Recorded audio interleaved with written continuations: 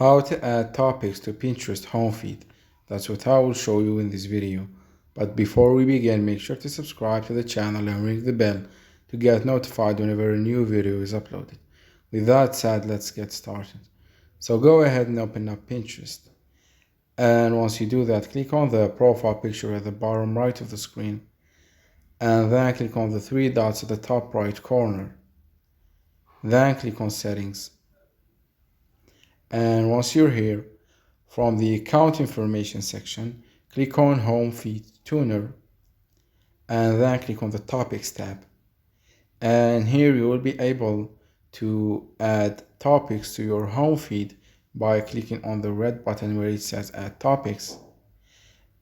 And you will find a large list of topics that you can choose from.